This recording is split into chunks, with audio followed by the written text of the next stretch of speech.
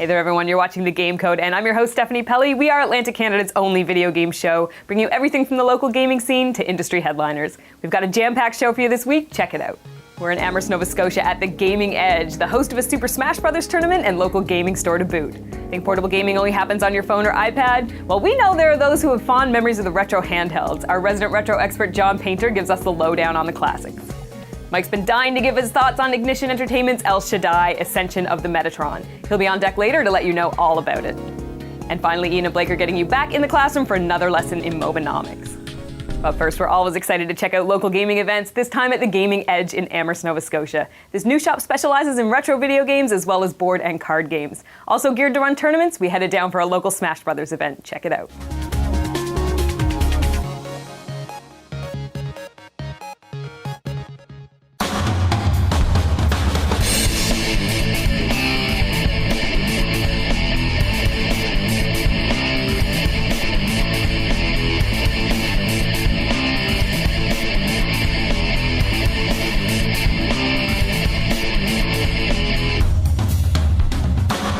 It's basically Jonathan Bowden, one of the co-owners of the Gaming Edge in Amherst, Nova Scotia. We just opened about 6 months ago. Been very successful with tournaments for Magic the Gathering, video game tournaments. Today we're having a Super Smash Bros. Tournament. It seems to be very successful so far. We've got a lot of people in. Hoping to have a bigger turnout. We're going to continue doing this for as long as possible, I think, just to help with the gamers and have something to do, basically, on a boring day. We run Magic tournaments every Friday night. We do tournaments on Saturdays and Sundays as well. Saturdays are usually modern tournaments. Sundays are just, we vary between different types of Magic the Gathering. We also do board games. We're getting some more arcade machines in as well. Video game tournaments, we try to do at least one a month. We've had a couple successful ones for Street Fighter X Tekken with Ralston Arcade and such in the past, and we're just going to continue to keep on doing this. Basically, I'm a gamer. I've been a gamer since I was like 5 years old. I think I got a Nintendo when I was 5 for Christmas, and I enjoy it. I thought, what can I do for my career and enjoy it at the same time, and this was just it. Gaming. Why not open a game store? So that's kind of what me and my friends got together and did. In Amherst, it seems like we're more of a monopoly. There's not much around here. We're the only gaming store in town. Therefore, this is the only place to come to play Magic, to play video games and buy video games and stuff like that. So it just seems to be working out really well. We have people coming from Sackville, Moncton, Halifax. I mean, it's great. I mean, I don't know. It's just blowing up. I didn't expect it to be this big, this quick, but it is. We specialize in a lot of retro games. We have people dropping off. A lot of people are finding old games that they don't want anymore, and basically what's happening is they're bringing them in, selling to us, and we just resell them to people that really want the retro stuff. Earthbound in the box with a manual. We actually just came across that just in the last week, and I couldn't believe seeing that they actually had the cardboard things or whatever in it, and the scratch and sniffs. I could not believe it when I seen it, so that was the best one I've seen so far. I like to do I'd like to do some charity events, not just to blow us up, but to help people out. I want to do something in the future for the IWK, for one. I have a son who's 3, and children being sick and stuff. I like to do something for that. We're pairing up with NSCC in Spring Hill. I actually am a friend with the student council. He's the president, and we're thinking about doing a 24-hour board game thing. Just when we sit here, we play video games. We take money in for the IWK. Other charities as well. I would like to get into that. We're basically just trying to do anything to blow this place up. I've had people come in here today that just didn't know we were even here and existed. Maybe we need to put some more stuff out there in the paper, or maybe have a commercial, maybe on the radio. We haven't done anything like that yet. Just we're kind of starting off slow. I think Canada in general has a lot of gamers. We're everywheres, man. We're not going anywhere either. We're gonna keep on getting older. I'm turning 31 this month, and I'm gonna be gaming until I'm dead probably. So, I mean, it's fun. It's something to do. I like it. I enjoy it. Having this in town, and it's been here for a couple months now, it's getting good business, it's getting events and stuff organized like this. I think it's a good thing for the town. It's a good thing for the town, the people that come here. I brought my Wii up here probably about a month ago just to leave at the TV and let people play Project M whenever they want to, really, and people have been on and off it a lot. I've seen, almost every time I come up here, there's someone that I've seen on it or somebody that's new on it. So there's lots of people from around here that are at least trying out Smash, and that's really cool because up till about a month ago, nobody played it at all. This is one of Amherst's first Smash tournaments. We've been invited by Daniel and Liam up to help them run the tournament and everything. I'm one of the tournament organizers from Smash Halifax, of course, so we're going to be helping them run the bracket, and my colleague Matthew Simmons is the one doing the streaming for this event. So we're just making sure everything runs smoothly and has everybody have a good time. I've been involved in organizing for, I think, somewhere between 3 and 4 years now, and it was going for a couple years before that. When it first started, when I joined, there were a completely different group of TOs who've moved on with their lives to different things now, and they were the ones who ran it then, especially back in the Melee days primarily. Brawl is essentially the vanilla game that was released. It's unmodified, it's just the game as it is. Project M is a hack that the Smash hacking scene created that was designed to make Brawl play more like Melee by reintroducing old mechanics like wave dashing, as well as recreating characters who were from Melee as close as possible to that game, as well as converting all the newcomers into fun, interesting versions of themselves, and just all around make a more balanced, entertaining game than Brawl just as itself. We've got our Facebook group is where we do most of our communication, which is Super Smash Bros. Halifax. You can find us pretty easily just on Facebook. There's also smashboards.com. We have a thread for the Nova Scotia area that's not used too much, but is there. And Smashboards, of course, has all kinds of information about Project M and Brawl itself for people who want to learn about the game. But for the most part, we're on our Facebook group. You can reach us there, and that's where we put out communication about the events. We've got Facebook. We've got a Facebook, just www.facebook.com/thegamingedge. You can go on the page, like us there. If you're looking for any information, you can actually message us, comment on the page. We're looking for suggestions. Anything you don't see here, we will try to get in for you. Now, while I think it's safe to say my phone is half communication tool, half game machine, not too long ago, any portable gaming was done on a handheld console. And a lot of these hold a special place in our hearts as they made school lunches and long car trips considerably more bearable. We check in with John Paynter to give us the scoop on the greatest in classic portable gaming. Thanks, Steph. So we're back at John's. We thought, you know what? We gave a lot of attention to the NES.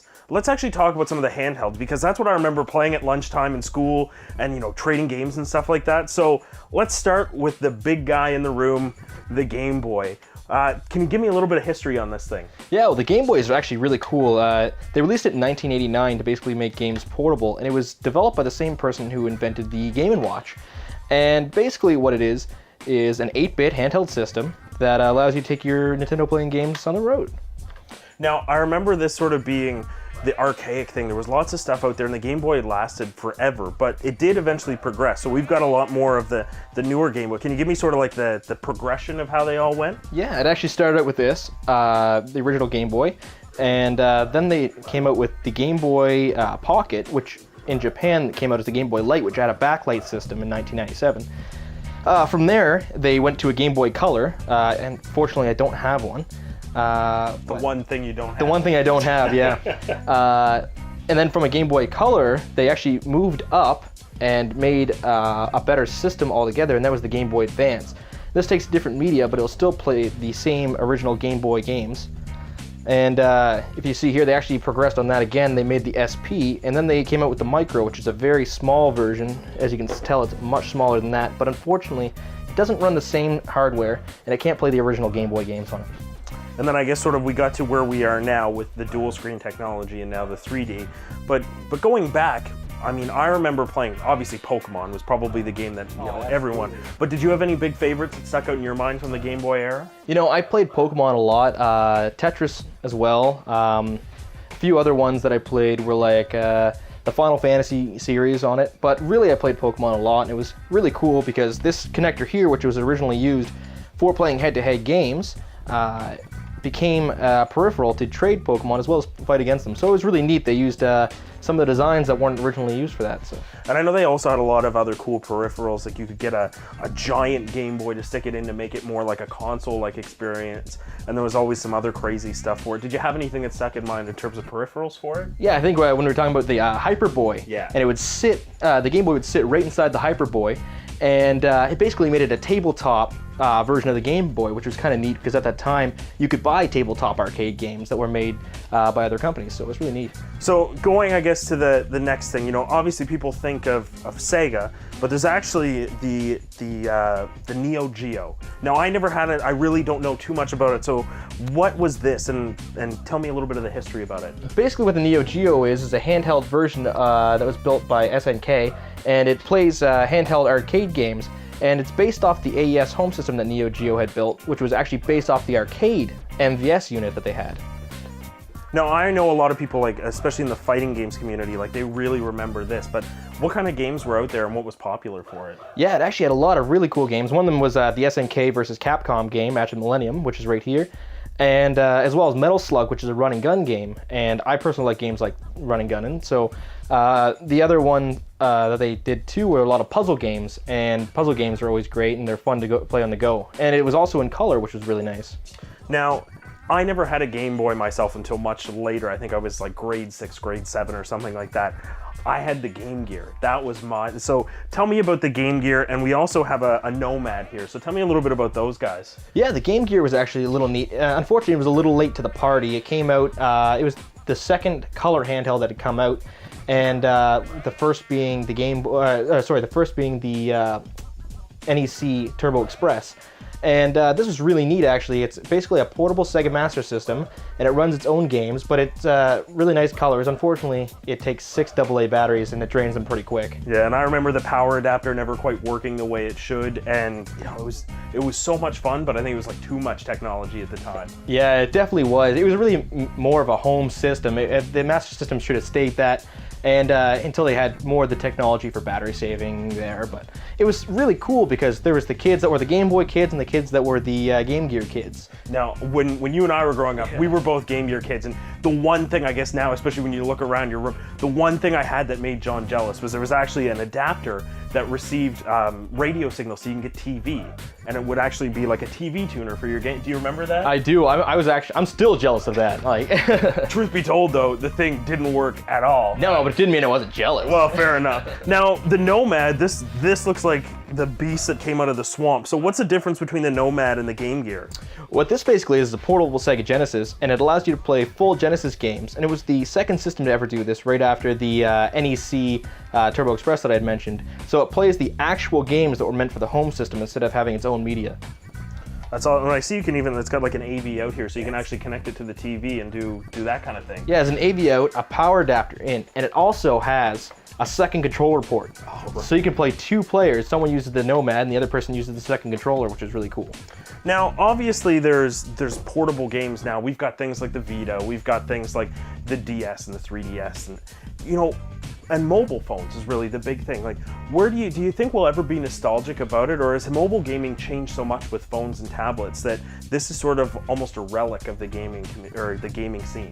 Yeah, I think that because of mobile gaming is a lot more mainstream than even it was back then, I don't think it's going to be as much nostalgia. There is a lot of great games for it, but a lot of them are, pick up and go games, just like the average everyday person can play them. And I think you've used the term before, casual gamer, and that's a lot of what it is now. It's not as taboo as it used to be. Like, if you were playing a Game Boy when you're younger, you're kind of the dorky kid, where now everybody has a DS or a Vita, or everybody has a phone that plays games. And it's definitely a different crowd too. I remember my Game Gear. My dad played that way more than he'd ever think of even touching my NES. Oh, absolutely, yeah. Just the quality of graphics on the Game Gear compared to the NES, and the portable gaming was really nice, just to be able to take it with you and go. John, thanks for taking the time to show us all this stuff. A lot of the stuff I didn't even remember. No problem, anytime. Thanks for having me. Coming up, Ian and Blake return with this week's lesson in Mobinomics. Stay tuned.